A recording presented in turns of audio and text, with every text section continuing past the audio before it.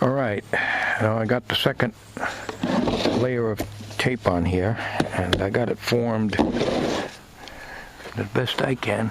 I just hope the pants go in there. Like I say, I can't pad this because I need this to sit flat on a chair or whatever, so I don't need it to roll over, but I can probably put a little padding here, and I won't really be able to do that until I see if the pants are going to fit to begin with. And I'll put padding in here, and it'll be a block of padding in this area where this can push against it, and then there'll be some padding in here, but I just got to make sure that I keep it out here. We don't want it to bind. I mean, if it gets a little bit in here, it isn't going to cause a problem. It's foam rubber and it'll flex anyways. Old 64 goats fitting room here. All right, it looks to me like, well, we haven't got the padding in the front yet, but the problem is his legs don't go all the way straight like a normal person would.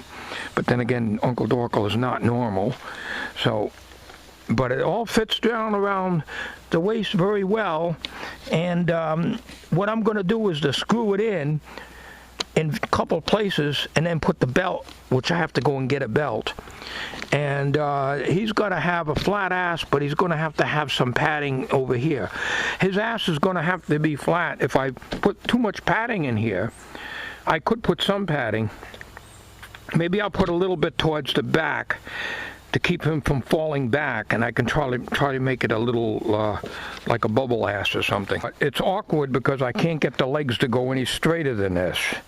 So we'll work with that. Looks like we can do something.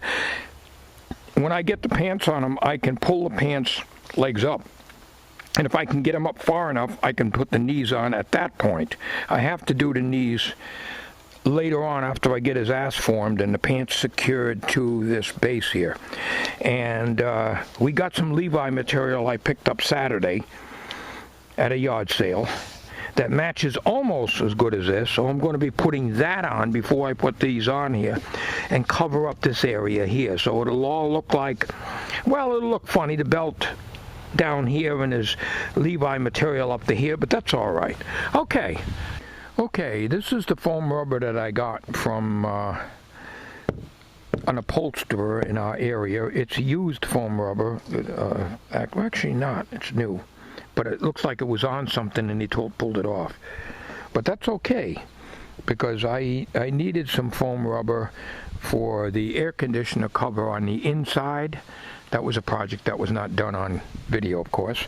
And they gave me all this, so I got plenty of padding to put in here. We'll cut a block for in here, and we'll probably pad this ass a little bit. Not sure exactly how I'm going to do this yet. This stuff is pretty thick, so you don't want to make it real thick here. But in here is fine. It's not going to hurt. The padding goes in there. Well, there's no use stuffing padding in here. We just put it in here and, kind of like round this off a little. So we'll probably do that. And I want to be able to get these pants legs rolled up if I can, enough so that I can work on the knees. And I may have to get some couplers and make the legs longer.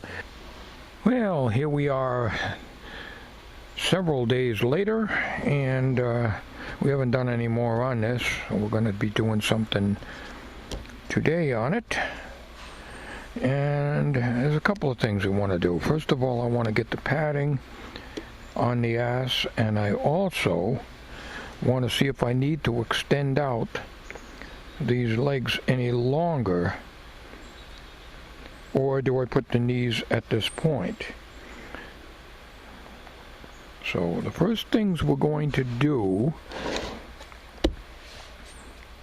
is see if we can work on the padding here, so we can get that in place. We're pretty well done here, and like I said, it's a design error, a brain fart I had with when I did these. I should have spent the money on 1/8 inch, 1.5 inch wide flat bar stock and bent U-shapes in here, then I'd be able to put the legs straight up. But even if the legs are straight up, as I mentioned before, this will not support him standing anyways. I mean, it's just not going to do it. And for him to stand, I'd have to tie him up against a tree or something, you know.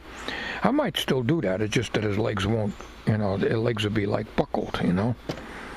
But mostly it's going to be for sitting. So, alright, I got to get going on this thing here. I went to Home Depot today and picked up, well, I've got plenty of tubing, but I actually walked around the store to fit up the knee joints. And we're not ready for that yet. What we are going to do is we're going to make up the knee joints with a cap, an end cap. And in the end cap, we are going to use these eye bolts here. These eye bolts. Each end cap will have an eye bolt in it. And there'll be one here, and there'll be one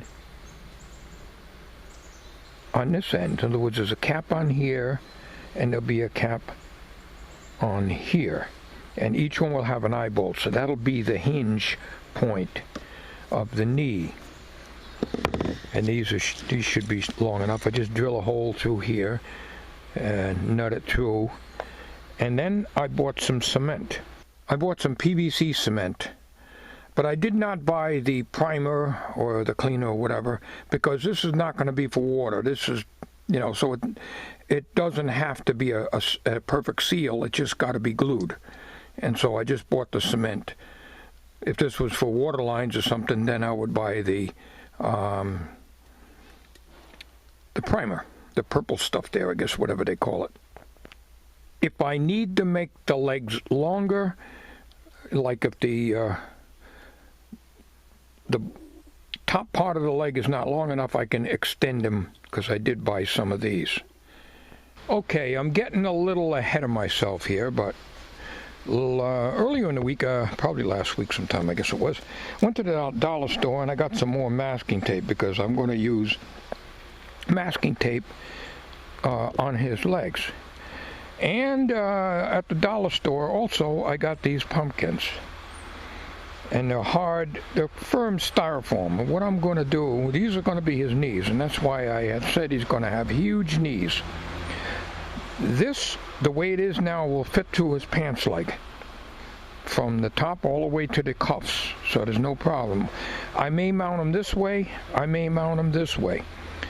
Once the joint is made, I'll cut these in half. I'm kind of showing you stuff that's, I got a ways to go before I get to that point yet. I'm going to cut these in half. Now, another thing I bought at the dollar store is these balls, and they kind of like light up.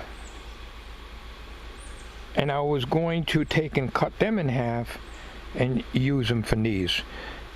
But I may not do that. I may try working with these first.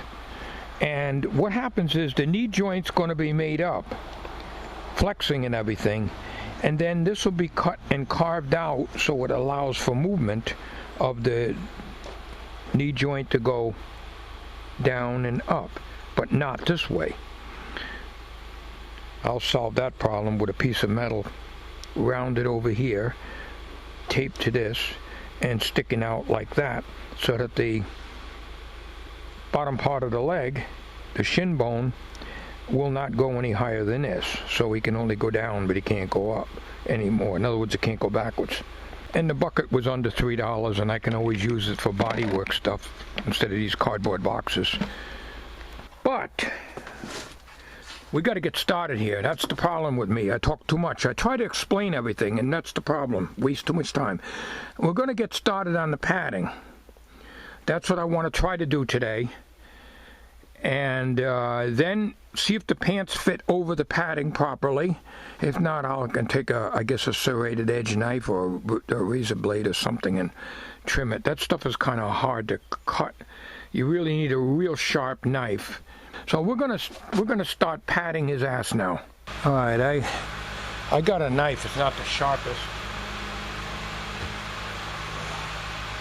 That's what they usually use, only that I have a serrated edge knife which would cut fast, but it makes all those pieces of foam rubber go all over the place.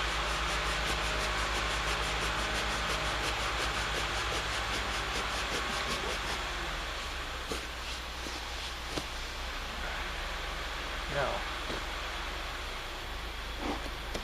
the legs can move over. I gotta angle this. I got a piece of light gauge aluminum in here just to keep the foam rubber from going back, but I don't think it would anyways. And what I want to do is to mark this so that it comes kind of like this. You know. So we'll cut that.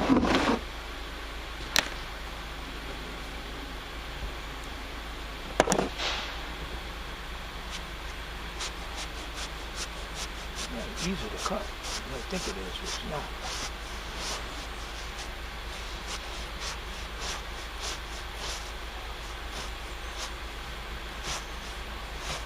You don't have to be precise. You do need to cut it.